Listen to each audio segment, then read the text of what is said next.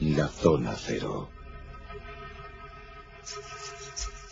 Comienza nuestro monográfico Zona Cero con Carlos Canales y Jesús Callejo. Y el asunto yo creo que promete como te hemos anunciado. Anomalías magnéticas. ¿Qué son las anomalías magnéticas? Bueno, supongo que no tienen nada que ver con esas antenas de telefonía móvil ni con otros menesteres. No, lo nuestro es más misterioso si cabe. Vamos a hablar de diferentes asuntos y te vamos a intentar encuadrar bien este monográfico. ¿Qué tal, Carlos Canales? Buenas noches. Hola, buenas noches. Cuando decimos anomalías magnéticas, ¿a qué nos referimos? Sobre todo en la zona cero. A lugares que existen en el planeta Tierra, a lo largo de todo el mundo, donde suceden extraños fenómenos de índole probablemente natural, pero no totalmente explicados. Esos fenómenos contravienen las leyes básicas de la naturaleza, como serían, por ejemplo, la orientación, es decir, la orientación magnética hacia los polos de una brújula, por poner ejemplo, y otros fenómenos de naturaleza física, es decir, hacen que ciertos objetos de carácter natural o artificial, si los llevamos hasta allí, por ejemplo, se desplacen o tengan comportamientos que no son acordes con lo que harían en cualquier otra parte y en cualquier otro sitio.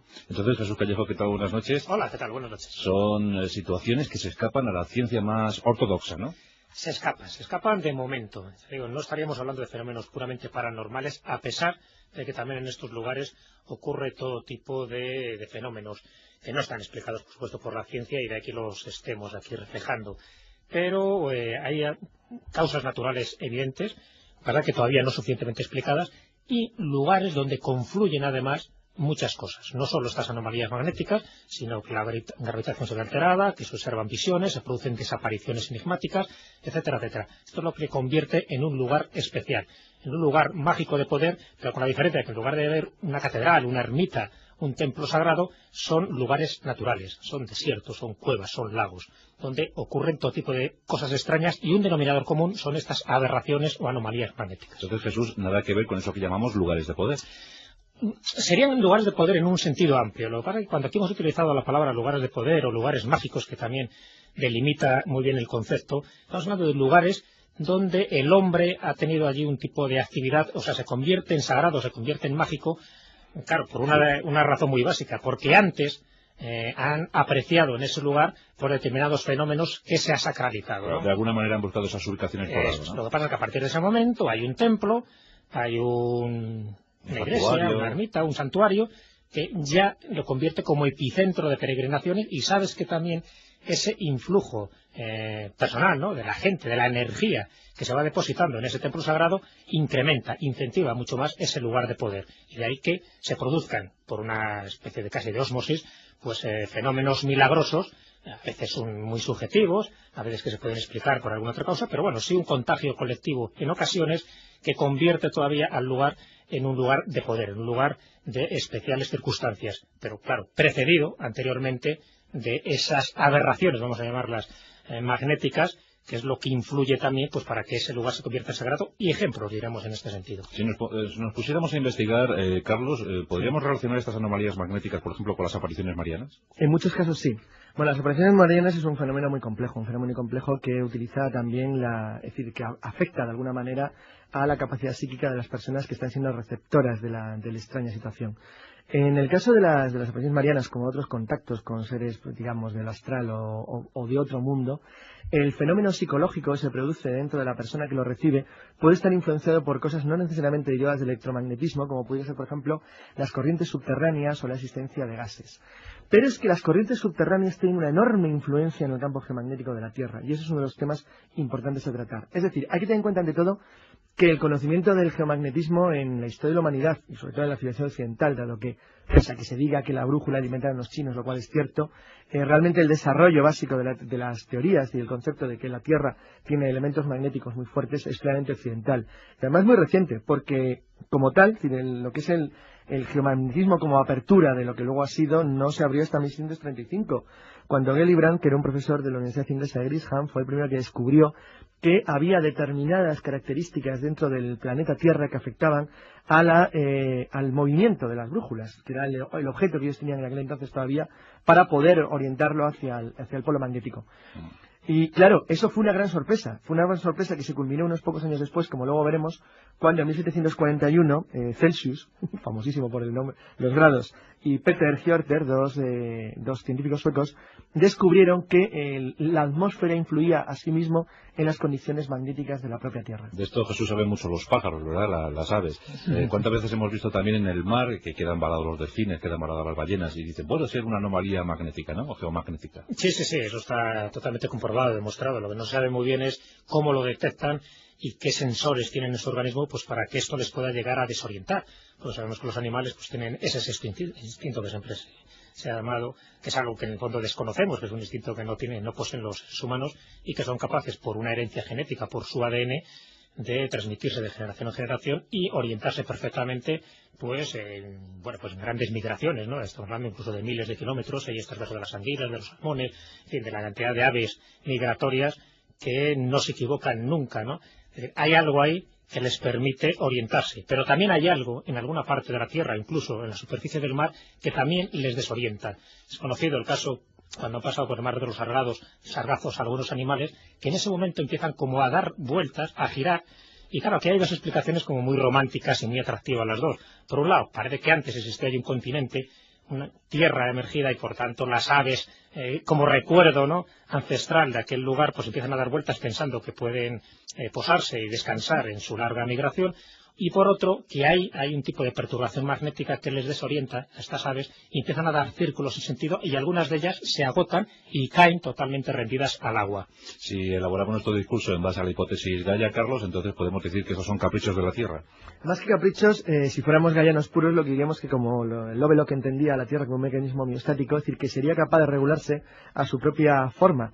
De manera que en ciertos puntos es como decir de una manera como si nos sale un grano, tenemos una pulgencia. Es decir, serían lugares en los cuales la Tierra tiene una pequeña, por decir de una manera, anomalía que le impide comportarse de la manera que es general en el resto de su cuerpo planeta. Es decir, sería algo parecido a eso. Estos fenómenos se pueden dar en lugares fijos, como el que acaba de decir Jesús, por ejemplo, que es muy curioso, además, la tradición de por qué en el mar de los sargazos las aves se comportan de esta manera. No hay que olvidar que la primera persona que fue capaz de darse cuenta que el polo norte geográfico no correspondía con el magnético fue Cristóbal Colón. Era un navegante mejor de lo que a veces se reconoce. El mar de los sargazos. Y se recuerda. Dice, no hubo jamás un mar tan triste. Claro, y él es, en cambio, es el primero que se da cuenta, porque había superado el camino de las vueltas de viento de los portugueses hacia el oeste, que había un lugar que le hacía tener la sensación de que el polo norte magnético no coincide con el geográfico como efectivamente es. Eso se debe básicamente a que es bien conocido que el polo norte ha ido cambiando de posición a lo largo de la historia, nunca ha estado exactamente igual. Pero en el caso de que un navegante del siglo XV con una brújula muy rudimentaria, porque todo esto es anterior a la suspensión cardánica, fuera capaz de descubrir eso, aparte de decir mucho a favor de Colón, dice mucho también de que la Tierra manifiesta a veces de manera muy descarada sus anomalías. Bien. Este monográfico va muy bien orientado por el momento. ¿Qué tal si os pongo encima de la mesa, mis queridos? ¿Qué tal si os pongo lo de las puertas inducidas? ¿Se puede asociar de alguna manera? Mira, las puertas inducidas, además, curiosa esa palabra porque la acuñó Lovecraft, nuestro querido Lovecraft, claro. Una vez hemos hecho mención a él. Y después, pues la repitieron distintos autores de divulgación de temas pseudocientíficos o científicos sin más, pero con este tipo de anomalías, ¿no? Uno de ellos era Jas Berger, el otro era Peter Colosimo. Lo de las puertas inducidas, y también nosotros lo estamos repitiendo, ¿no?, salvando las distancias, porque nos parece en dos palabras como muy representativas de esos lugares de entrada y salida donde ocurren fenómenos, ¿no? Y de esas características, esas 4 características que antes mencioné y que ahora puedo repetir, pues sería, para que se dé una puerta inducida de pleno derecho, sería esa gravitación alterada que se produce a su alrededor, ese magnetismo perturbado, esa observación de visiones extrañas y también, cómo no, cuando se producen desapariciones enigmáticas que no tienen ningún tipo de explicación y por supuesto que se ha investigado el rastro de esas personas, de esos animales y no se los ha encontrado.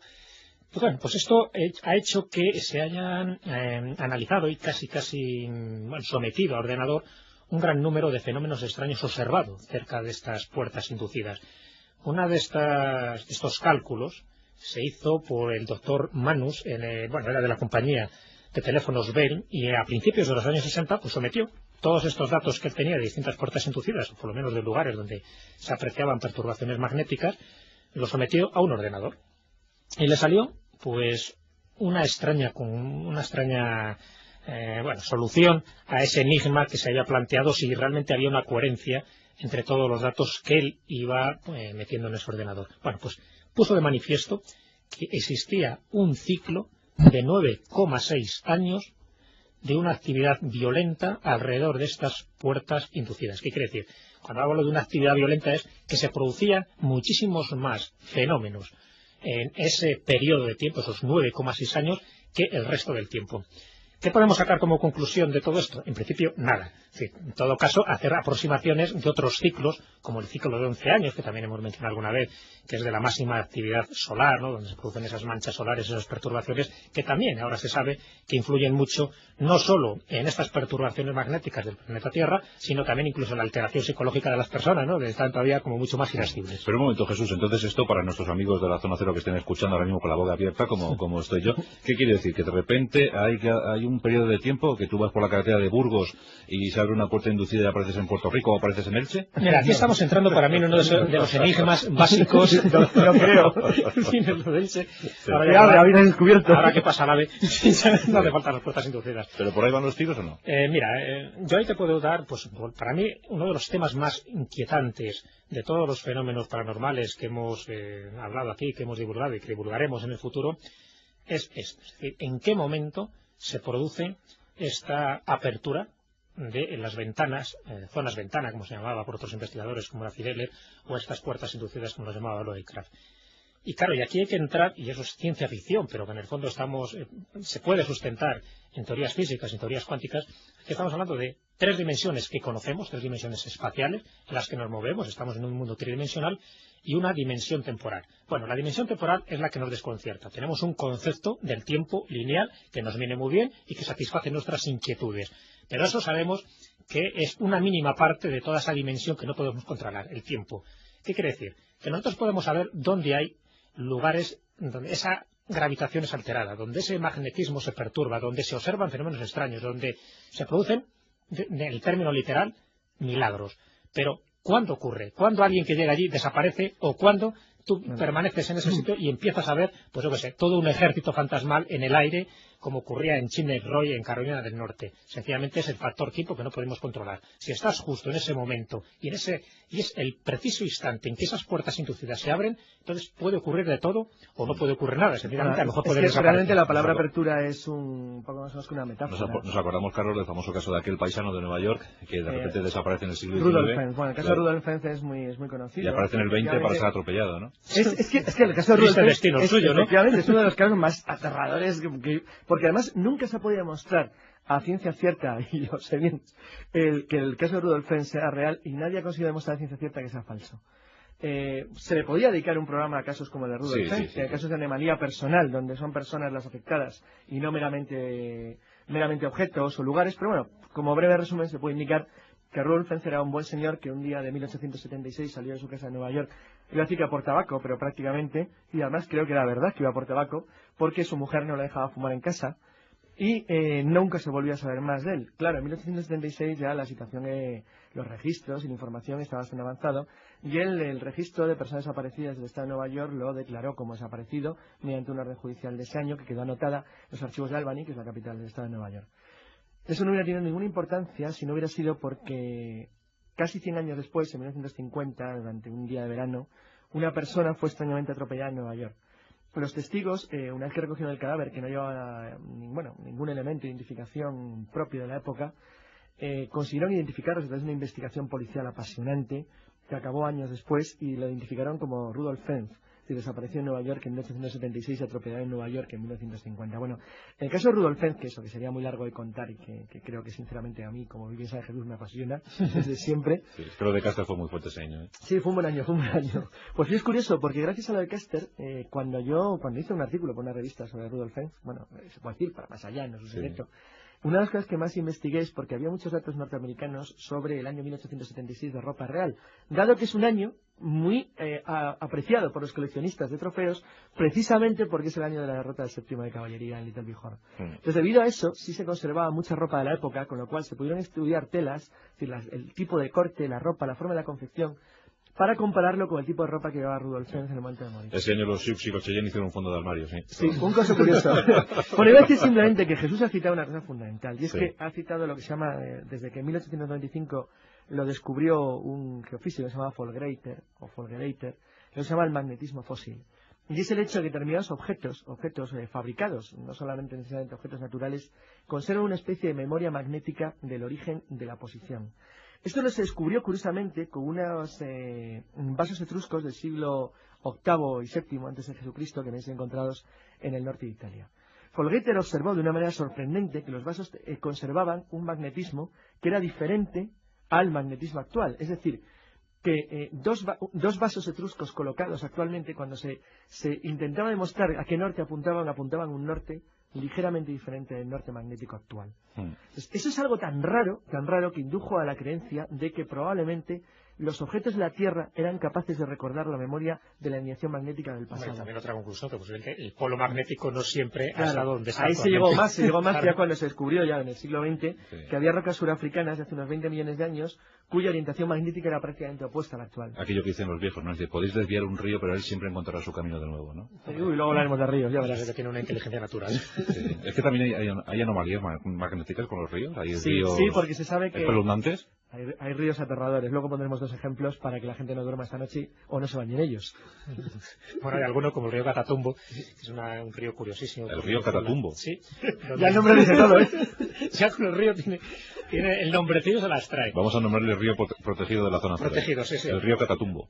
Ya os contaré además más cosas, pero bueno, que quede aquí ahora como reseña los súbitos resplandores que se producen de vez en cuando, además una luminosidad verde, y con unos ruidos añadidos, ¿no?, que proceden del fondo de este río en una parte determinada de su cauce y que ha dado lugar a muchísimas especulaciones. Bueno, los indígenas consideran que es obra de sus dioses que están haciendo allí pues sus trabajos subterráneos, y otros, pues desde luego, de un punto de vista ufológico, pues imagínate ya también lo que pueden opinar de aquel lugar. Pero en todo caso es uno de esos lugares misteriosos que se da en la zona del Amazonas y que no se ha encontrado todavía una explicación racional, esos súbitos resplandores del río Catatumbo, y que al venir también precedidos de explosiones, pequeñas explosiones, como alguna vez hemos comentado también del lago de Chicago, que es como otro de los lugares, ¿no?, de puertas inducidas, porque se producen este tipo de avistamientos anómalos junto con pequeñas explosiones que por supuesto no tienen un origen conocido y que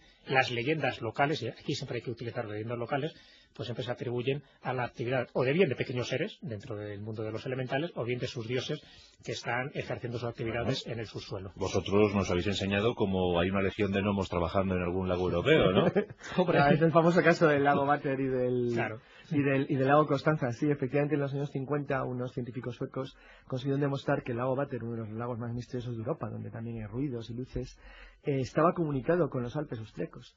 Y lo hicieron, pues bueno, mandándoles unos restos de pequeños microorganismos procedentes del lago austríaco que mandaron a sus colegas austriacos para demostrar que efectivamente a través de corrientes subterráneas totalmente desconocidas había una comunicación entre los dos lagos. Atención, pregunta. ¿El Triángulo de las Bermudas se puede inscribir en estas anomalías magnéticas? Desde luego, la pregunta ofende. Si no, díselo al vuelo 19. ¿Cómo no? Vamos. Lo que pasa es que es tan grande, es tan conocido, es tan manido, se podría decir, que bueno, solo lo mencionamos y algún día pues dedicaremos todo un monográfico, porque bueno, casos hay, ¿no? Y algunos ya bastante explicados y otros que siguen ahí todavía con esa etiqueta de inexplicados y de enigmáticos. Pero desde luego reuniría todas estas características en el lugar donde se ha aparecido, cosas donde barcos, aviones, enseres, pues ahí todavía están haciendo de las suyas, donde las leyendas confluyen en ese mismo sitio, ¿no? Cuando digo de leyendas, estoy hablando ya no de los testimonios actuales que ocurrieron en el siglo XX, y veremos a ver si en el siglo XXI también ocurrirá alguno, sino leyendas antiguas, y todas pues coinciden en este triángulo famoso, fatídico, que ocurre también, ¿sabes?, con el opuesto, el triángulo del dragón, el triángulo del Japón.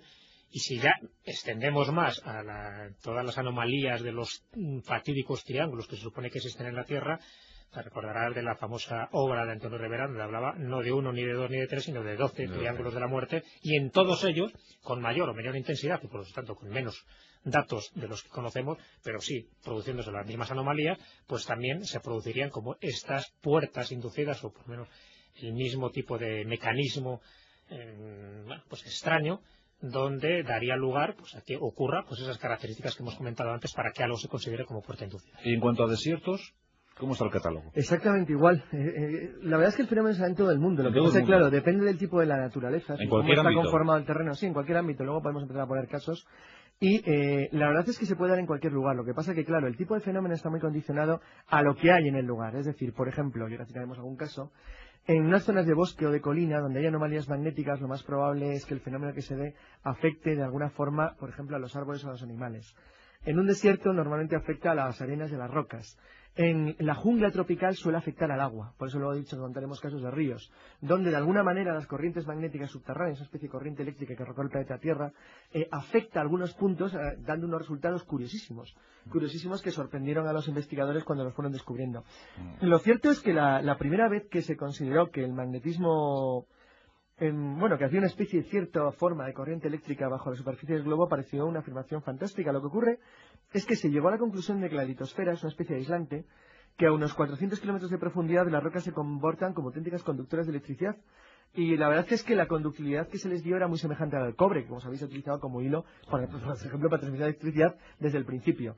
Es curioso porque ya estos experimentos ya los dijeron gente tan conocida como Faraday o Ampere, sus nombres se indican, son muy conocidos, sí. En esto que fueron los primeros que se dieron cuenta de hasta qué punto todo esto estaba condicionado a fuerzas naturales. Aunque en un principio la ciencia era muy reacia a considerar el electromagnetismo y la electricidad como ciencia, como objeto de ciencia, sino que parecía una especie de fantasía difícil de controlar. Ese es el monográfico de Zona Cero donde te estamos contando que a veces la naturaleza se descoca. ¿Sí? ¿Por qué dices, Jesús, que hay piedras andarinas? Porque las hay. Ya que has hablado de desiertos, dos desiertos que se podrían mencionar aquí a modo de ejemplo serían la zona del silencio, en el norte de México, desierto de los pavorosos, donde el que entra pues difícilmente sale si no va pertrechado, ¿no? de agua, de brújula y cosas similares, y lo llaman la zona del silencio. Yo creo que es un nombre muy significativo por ese silencio que todos los testigos dicen no percibir, porque percibe ese silencio, es como una especie de ruido, de zumbido, y bueno, totalmente rodeado aquello de piedras magnéticas, de piedras con un alto contenido en hierro, y que se sabe que proceden pues de meteoritos que han caído en esa zona concreta, en esa zona del silencio, porque por alguna extraña razón hace que se precipiten más cosas allí. Cuando digo más cosas no solo estoy hablando de meteoritos, aerolitos, sino también de restos de satélites artificiales que cuando quedan desintegrados, esa famosa chatarra espacial, pues también van a caer ahí. Algo es un imán. Es un imán. Y de hecho ahí las brújulas se vuelven locas, que es una de esas características que se dan en todos estos lugares de zonas perturbadas magnéticamente. La brújula se vuelve loca, por lo tanto, el que vaya ahí con una brújula solo, sin más, pues lo tiene claro. Fijaros esa zona del silencio impide que te puedas orientar. Que cuando el ejército norteamericano penetra en la zona del silencio durante la guerra con México en 1846, les llamó mucho la atención porque acabaron teniendo graves problemas de orientación, pero hasta tal punto que una unidad entera se perdió durante unos días. El sitio está actualmente relativamente cerca de dos campos de pruebas aéreos norteamericanos muy importantes, White Sands, Arenas Blancas, donde prueban a Northrop, las famosas de las volantes, y algo al sur, pero no muy lejos, del famoso Groom Lake, es decir, de la Tierra de los Sueños, del Área 51. El lugar es fascinante porque es un lugar muy interesante para cualquier tipo de prueba militar de alta tecnología, dado que es un lugar donde la condición la fija no un posible enemigo, sino la naturaleza de la Tierra. O sea, la Tierra te pone a prueba. Efectivamente. Te pone a prueba los sensores, las capacidades de vuelo, tu capacidad de aproximación, lo que llaman Gil o Gif, altura, tierra, altura. Es decir, la verdad es que es uno de los lugares clásicos de los años 50 para probar material en condiciones extremas. Y es verdad que es un lugar curioso porque es una especie de cementerio de objetos raros que se van dando ahí tortazos. Entonces, ¿cuál consideráis que es el sitio más misterioso de la Tierra? Bueno. Si hablamos de anomalías magnéticas. Ahí... Si quieres te comento el de donde las piedras se mueven y si capaz. A ver. Se las trae. Sí. Porque por supuesto hablar del sitio más raro, pues habría que hacer aquí. Bueno, Magnetic Hill es que ya es una especie de parque temático de las rarezas. Pero cuéntanos esas piedras andarinas. Bueno, antes de hablar de Magnetic Hill, que se nos acumula, pues bueno, aquí hay en lo alto de Sierra Nevada, en la remota región fronteriza entre California y Nevada, pues hay lugares donde por la noche las piedras se mueven, literalmente. Es lo que suena. Pero piedrecillas, Jesús. ¿O? No. Sí, roquitas. Ya. Bueno, esta zona hay que delimitarla un poquillo más, ¿no? Sería lo que es el Parque Nacional del Valle de la Muerte, también de nombre muy expresivo. Sí, es que cuando se ponen a dar nombres... Y estas piedras andarinas, estas piedras que se mueven, pues lógicamente constituye uno de los mayores atractivos que tiene, ¿no? En concreto, además, en una de esas playas, en la playa de Arcetrac, que mide unos 2 kilómetros por 5 kilómetros de longitud y se halla a unos 1.200 metros sobre el nivel del mar, ¿no? Estamos hablando como lechos secos. En una época indeterminada aquello estuvo cubierto de agua y ahora pues es un desierto puro y duro. Bueno, pues en ese desierto se pueden apreciar como algunas piedras de distinto tamaño pues van dejando un surco tras de ellas. O sea, que no es que estén ahora aquí y más allá, vamos, dentro de 2 o 3 días, un lugar a 5 o 10 metros de distancia, sino que van dejando un surco donde se puede ver perfectamente la trayectoria que están siguiendo. Claro, esto es lo que ha hecho que se haya investigado un poco seriamente, porque estamos descartando las bromas, estamos descartando pues cualquier experimento que haya que se quiera hacer. Como lo de los ataúdes deslizantes, pero en pedrusco. Claro, bueno, lo de los ataúdes todavía tenía mucho más misterio porque aquello estaba cerrado a cal y canto, con sellos, y a pesar de todo, aquellos se deslizaban con ese giro que decíamos de 180 grados. No, aquí siguen una trayectoria recta, algunas veces dan sus pequeñas curvas. Bueno, el misterio de esta playa de Racetrak en concreto, pues adquirió fama mundial en los años 60 y sobre todo a partir de 1969, cuando llama la atención a un investigador, en este caso a Robert Sharp, del Departamento de Geología del Instituto Tecnológico de California. Bueno, pues ahí selecciona a este hombre 25 piedras de diversas formas y tamaños, hasta un máximo de 450 kilos, ya tú pequeñitas. Y le hicieron la coreografía. Las etiqueta, ¿vale? Lo cual hay que tener humor, ¿eh? En medio del Valle de la Muerte. Las señala con una estaca de metal para, bueno, pues diferenciar y señalar su posición. Hay gente variada, ¿eh? Hay gente variada, ¿no? La que Jesús tiene una fotografía que impresionante sobre la marca de la huella de la roca. Señaliza las piedras. Sí, señaliza las estaquillas para ver poco que, bueno, anota el día, anota la fecha, anota la hora, etcétera. Bueno, y entonces, espera, vamos a ver qué ocurre. Y esta experiencia no la mantiene durante una semana o 2 semanas, sino que durante 7 años... Porque estaba becado.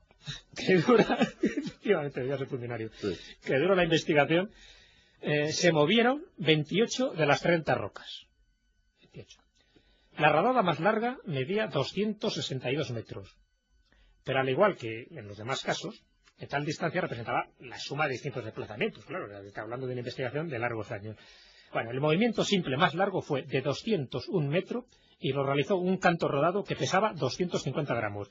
Le pusieron nombre. Claro, allí ya saben cómo son los americanos. Nancy. Estos eran los Rolling Stone auténticos. La dirección, se apreció también otra cosa. La dirección de estos movimientos era norte-noreste, con alguna desviación hacia el este y sureste, lo cual concordaba con la dirección habitual de los vientos que soplaban en la playa, y es una de las explicaciones que se daba, y estos son los vientos. Claro, esta piedra de 450 kilos se mueve con el viento. Bueno, Sharp constató que la mayoría de los movimientos habían ocurrido en 3 periodos determinados, unos inviernos particularmente húmedos y tormentosos, que era del 68 al 69, del 72 al 73 y del 73 al 74. La verdad es que le digo tiempo. Con lo cual ya era bastante significativo estos datos, ¿no? Y a pesar de que solo algunas de las piedras se movieron en los 3 periodos, Sharp pudo deducir que la lluvia era uno de los factores muy importantes, tan importantes como el viento, ¿no? El hecho es que, bueno, sería un poco largo determinar un poco la conclusión a la que llegó, pero en el boletín de la Sociedad Geológica en el año 1976, que es cuando expuso todas sus conclusiones, pues dijo que el secreto estribaba en captar la acción del viento y del agua justo en el momento adecuado. Se formaba una especie de placas de hielo, que eso, junto con el viento, hacía que se fueran, bueno, pues corriendo, las piedras en unas direcciones muy concretas, muy determinadas. Pero también con unas determinadas anomalías magnéticas, que es lo que hacía que siguiera una dirección y no otra, porque bueno, el viento es verdad que tiene una dirección muy concreta, pero a veces variaba. Y también estas heladas pues determinaba que todo el conjunto de factores pues haga que en este extraño parque nacional del Valle de la Muerte, pues ocurra el misterio de las piedras andarinas. Iba a citar una cosa que ocurre justo al lado donde... Yo por eso, Carlos, sigo confiando en el planeta Tierra. Claro, estaba pensando que los conquistadores, gente inteligente y sabia donde la haya, que decidieron que aquello era un buen lugar para apaches y coyotes, pero que era mejor no adentrarse mucho. Hay que tener en cuenta que justo al lado de ese sitio existe una zona fronteriza entre Estados Unidos y México, en Arizona, que se llama Aguas Amargas, donde ocurre lo que su nombre indica, es decir, están en medio del desierto y solamente hay ligeras fuentes de agua. Pero extrañas corrientes magnéticas que van por debajo han producido una alteración en las rocas minerales de la zona, de manera que los pequeños charcos o fuentes que se encuentran, que son denominadas en la zona como fuentes verdes, entre el estado de Sonora y Arizona, tienen un pequeño problema, y es que no hay agua, pero si bebes el agua que te encuentras, tienes dos posibilidades. Una, que sean de las suaves que producen pesadillas y locura, o B, que sean de las malas, las que producen muerte lenta y dolorosa. Cosa de los apaches. Entonces, la verdad es que el lugar está lleno entero de anomalías magnéticas de todo tipo. Bueno. que afectan a las rocas, al agua, a todo tipo de... Para bien y para mal. Exacto, para bien y para mal. Bueno, pues eso lo que nos hace es ver que la Tierra sigue siendo todavía un enorme saco de sorpresas, ¿verdad? Un enorme almacén de sorpresas. Eso es una maravilla. Por suerte, yo creo que sí. Mientras tengamos sitios como Magnetic Hill... Eso, cuenta algo de Magnetic Hill y yo cuento algo de Ríos y acaba. Sí, sí. Que está en Nueva Brunswick, en Canadá. Magnetic Hill. Hill sé que es colina, pero Magnetic... Pues, no sé, vamos a ver si etimológicamente viene de mag... Sí. Bueno, el hecho es que en este lugar de Canadá, en el norte de Canadá, la gravitación está totalmente invertida. Esto ya llama mucho la atención, ¿no? De hecho, bueno, un coche puede subir a la cima de una colina sin hacer funcionar el motor. Y estamos descartando, por supuesto, lo que es el fenómeno óptico, ¿no? Que aquí en España también hay unos cuantos lugares de este tipo. Bueno, y no solo la gravitación, sino el magnetismo está perturbado. O sea, colocas el coche y te sube solo. vas subiendo solo. Con el motor apagado, eso se han hecho Pero pruebas. esto es un parque temático de las rarezas. Bueno, y el hecho es que las brújulas marcan direcciones opuestas. Con un bastón de madera, que por supuesto la madera no está influido por ninguna perturbación eléctrica ni magnética, bueno, pues se pone derecho directamente. Y si se coloca un canalón de agua, sube por él, en la dirección que no debería subir, ¿no? Bueno, los testigos, que también ahí es curioso, porque en estos lugares no suele haber efectos fisiológicos para las personas que permanecen, pero también los testigos sufren este tipo de anomalías físicas. Padecen vértigos, dolores en la frente y, curioso, tienen la impresión de ser empujados hacia atrás, ¿no? Como una especie de fuerza o de manos invisibles. Por supuesto han ocurrido desapariciones y no muy lejos de allí desapareció todo un poblado indio entero. No sé si se estarán refiriendo a uno que sería cuestión de localizarlo en el mapa, que es el poblado esquimal del lago de Angikuno. En 1930, en el norte de Canadá, pues desapareció con sus 30 habitantes a las orillas de este lago, ¿no? Hombres, mujeres, niños y 7 perros que estaban atados a unas estacas murieron de hambre, efectivamente. Sí, ahí podríamos entrar un día, como continuación algún día de este programa, en los fenómenos de desapariciones masivas o globales, que siempre están muy relacionados con lugares de magnetismo anómalo. Yo quería contar el caso de McDonald, que es un caso que se conoció yo luego en los años 60, el motivo, porque era una causa aparentemente achacada al electromagnetismo o a las corrientes subterráneas extrañas que producían un fenómeno muy raro en un río que se llama el Ketchum. Y McDonald vivió para poder contarlo y para poder llevar a cabo su investigación, pero si no, él y todo su grupo de exploración, que eran 14, hubieran desaparecido exactamente igual de una manera, digna del coronel Fawcett. McDonald, que dirigió una expedición americana en el centro de la jungla del Amazonas, pues se acercaron a una fuente de agua a beber. Bueno, pues cuando tomaron vieron que se veía perfectamente las piedras y la arena al fondo. Y les pareció, pues bueno, un lugar estupendo para poder llenar las cantimploras. Las llenaron y entonces lo primero que notaron los que lo bebieron es que sabía como leche fría azucarada, es decir, que no sabía exactamente agua.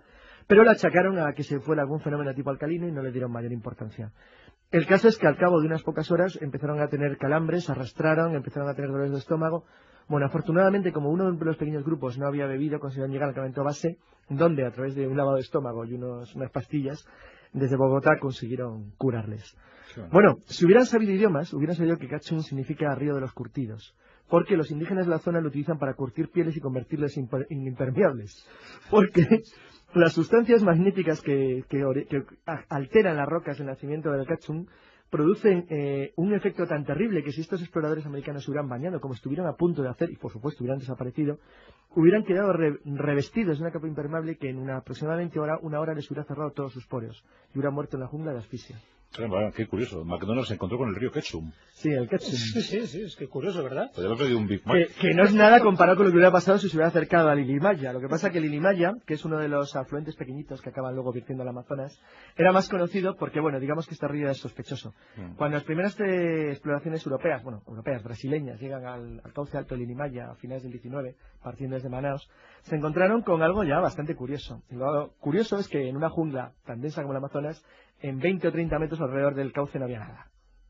Lo máximo que encontraban eran esqueletos peladillos de algún bicho que se había acercado cerca. Hombre, eso hace sospechar. Entonces, debido al amor por la naturaleza que sentían, cogieron un mono y lo tiraron al agua, a ver qué pasaba. Sí. Entonces vieron que el mono se derretía como una pastilla efervescente en un vaso de agua. Entonces sospecharon que allí pasaba algo bastante grave y que, por supuesto, nadie se acercó a comprobarlo. No se ha sabido realmente lo que ocurrió en el Himalaya hasta los años 70, cuando ya se hizo una investigación más seria. Supongo que alguien se acercaría con una pinza a coger un vaso para poder analizarlo con calma. Y descubrieron que un fenómeno electromagnético, probablemente de magnetismo interior, o provocado por el cauce subterráneo de la zona de nacimiento, alteraba las rocas, haciéndolas desprender una sustancia que generaba Bueno, pues generaba eso, generaba que cualquier organismo vivo que tocara las aguas del Limaye en la zona del nacimiento y unos kilómetros más abajo se derritiera literalmente como una pastilla en un vaso de agua.